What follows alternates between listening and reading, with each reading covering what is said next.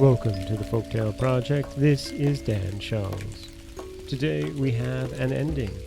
It's the conclusion of Hans Christian Andersen's The Snow Queen. We've followed young Gerda as she's searched for her playmate Kay for 6 stories. Well, I guess we've only searched for him for 4 stories, but still. Gerda has gone to the ends of the earth to find Kay, and finally we find her outside the Snow Queen's palace. This is what happened in the Snow Queen's palace and after. The palace walls were made of drifted snow, and the windows and doors of the biting winds. There were over 100 rooms in it, shaped just as the snow had drifted. The biggest one stretched for many miles. They were all lighted by the strongest northern lights. All the rooms were immensely big and empty and glittering in their iciness. There was never any gaiety in them, not even so much as a ball for the little bears, when the storms might have turned up as an orchestra, and the polar bears might have walked about on their hind legs and shown off their grand manners.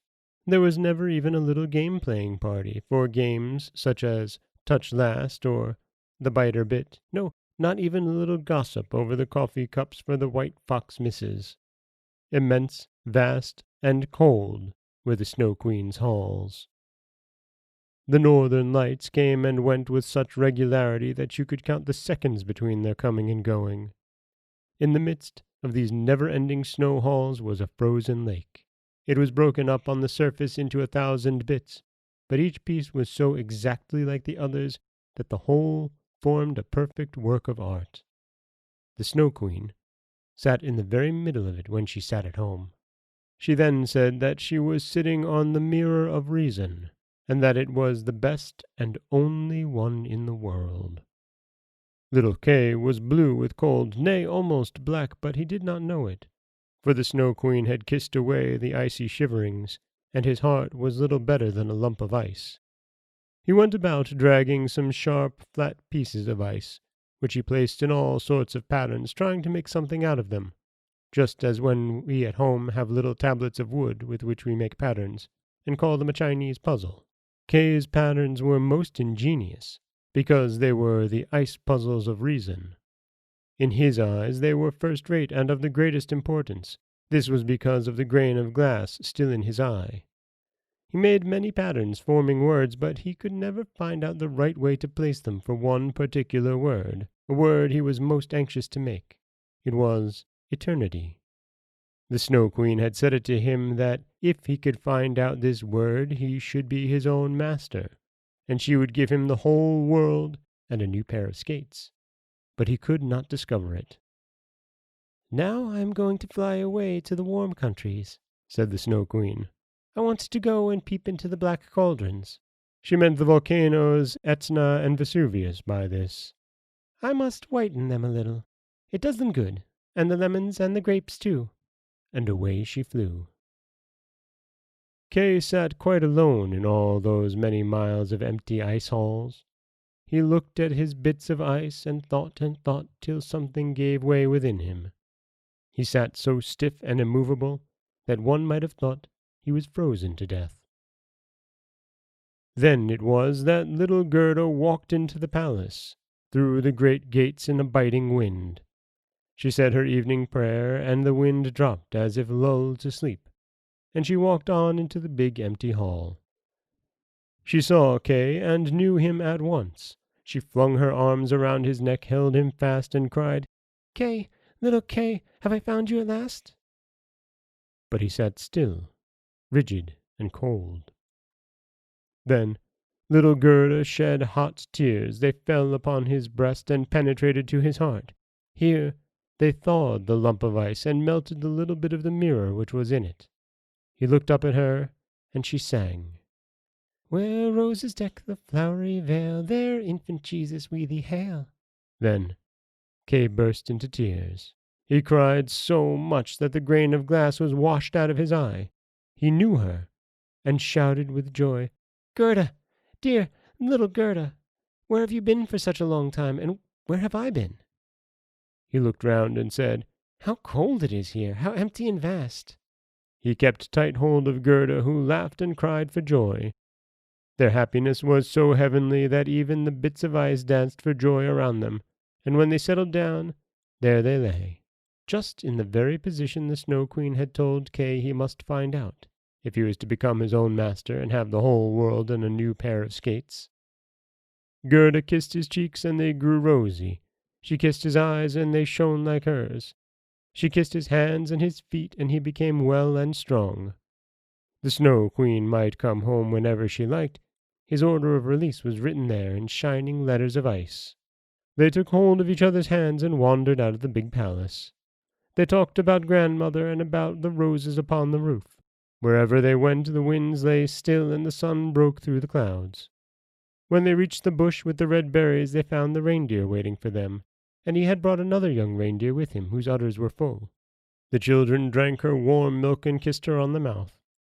Then they carried Kay and Gerda first to the Finn woman, in whose heated hut they warmed themselves and received directions about the homeward journey. Then they went on to the Lapp woman, and she had made new clothes for them and prepared her sledge. Both the reindeer ran by their side to the boundaries of the country. Here the first green buds appeared, and they said "Goodbye" to the reindeer and the Lapp woman. They heard the first little birds twittering and saw the buds in the forest. Out of it came riding a young girl on a beautiful horse which Gerda knew, for it had drawn the golden chariot. She had a scarlet cap on her head and pistols in her belt. It was the little robber girl, who was tired of being at home. She was riding northwards to see how she liked it before she tried some other part of the world. She knew them again, and Gerda recognized her with delight. "You are a nice fellow to go tramping off," she said to little Kay. "I should like to know if you deserve to have somebody running to the end of the world for your sake." But Gerda patted her cheek, and asked about the prince and princess. "They are traveling in foreign countries," said the robber girl. "But the crow?" asked Gerda. "Oh, the crow is dead," she answered. "His tame sweetheart is a widow and goes about with a bit of black wool tied around her leg. She pities herself bitterly, but it's all nonsense. But tell me how you got on yourself, and where you found him." Gerda and Kay both told her all about it.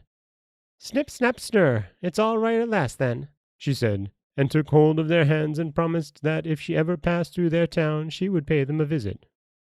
Then she rode off into the wide world. But Kay and Gerda walked on hand in hand, and wherever they went they found the most delightful spring and blooming flowers. Soon they recognized the big town where they lived, with its tall towers, in which the bells still rang their merry peals. They went straight on to grandmother's door, up the stairs, and into her room. Everything was just as they had left it, and the old clock ticked in the corner, and the hands pointed to the time. As they went through the door into the room, they perceived that they were grown up. The roses clustered round the open window, and there stood their two little chairs. Kay and Gerda sat down upon them, still holding each other by the hand. All the cold, empty grandeur of the Snow Queen's palace had passed from their memory like a bad dream. Grandmother sat in God's warm sunshine, reading from her Bible. "Without ye become as little children, ye cannot enter the kingdom of heaven." Kay and Gerda looked into each other's eyes, and then, all at once, the meaning of the old hymn came to them. "Where roses deck the flowery vale, there, infant Jesus, we thee hail." And there they both sat, grown up and yet children, children at heart, and it was summer, warm, beautiful summer. And that is what happened in the Snow Queen's palace and afterwards. The conclusion to Hans Christian Andersen's The Snow Queen. And while we don't get a big standoff between Gerda and the Snow Queen, we do get her discovering and releasing Kay, as well as a very 80s film montage-style ending, courtesy of The Little Robber Girl, as a recap on where all of our favorite characters went. Which is nice. It really is.